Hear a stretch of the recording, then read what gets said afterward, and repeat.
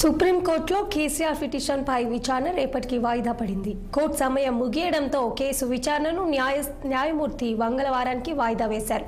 Justice Narasimha Reddy commissioner రద్దు చేయాలని CM Revanth Telangana మాజీ సీఎం బీఆర్ఎస్ అధినేత కేసీఆర్ సుప్రీంకోర్టును ఆశ్రయించారు.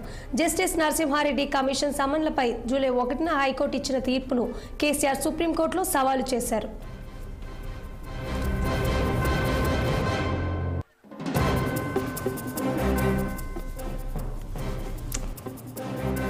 కేసీఆర్ హయాంలో జరిగిన విద్యుత్ కొనుగోళ్ల వ్యవహారం, భద్రాద్రి యాదాద్రి థర్మల్ విద్యుత్ కేంద్రాల నిర్మాణం తదితర అంశాలపై కాంగ్రెస్ ప్రభుత్వం విద్యుత్ కమిషన్ ఏర్పాటు చేసింది.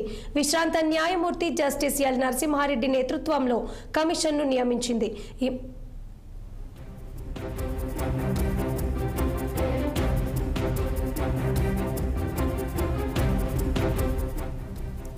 ఇక ఇదే అంశంపై మరింత సమాచారం మా bureau chief Ashok Reddy phone line లో అందించేందుకు సిద్ధంగా ఉన్నారు. అశోక్, చెప్పండి, సుప్రీంకోర్టు కేసీఆర్ పిటిషన్ను రేపు విచారించనున్న నేపథ్యంలో అప్డేట్స్ ఏంటి? సుప్రీంకోర్టులో ఎల్ నరసింహారెడ్డి విద్యుత్ కమిషన్ రద్దు పిటిషన్ పై ఈరోజు జరగాల్సింది, కానీ కేసు రేపటికి వాయిదా వేస్తూ సుప్రీంకోర్టు నిర్ణయం తీసుకుంది. సో జస్టిస్ నరసింహారెడ్డి కమిషన్ ని రద్దు చేయాలని సుప్రీంకోర్టును బీఆర్ఎస్ అధినేత మాజీ సీఎం ఆశ్రయించారు. ఈ రోజు విచారణ జరగాల్సింది.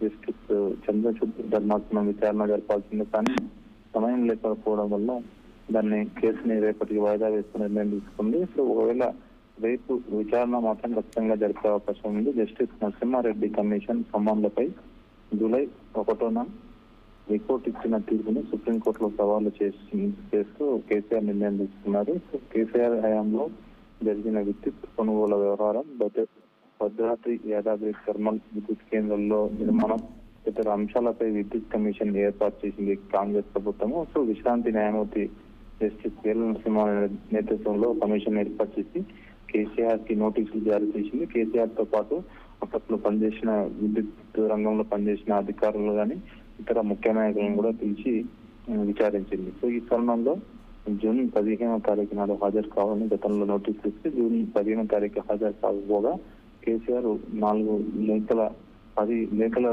లేఖ విడుదల చేశారు. జస్టిస్ నరసింహారెడ్డి కమిషన్ తప్పుగా ఉంది, సో అది ఏర్పాటు తగిన చర్య కాదంటూ ఆయన లేఖలో ప్రస్తావించారు. సో వీటన్నిటిని పరిగణలోకి తీసుకొని ఆయన సుప్రీంకోర్టును ఆశ్రయించారు. మరి సుప్రీంకోర్టు రేపు ఏ నిర్ణయం తీసుకుని చూడాల్సి. Okay, thank you Ashok.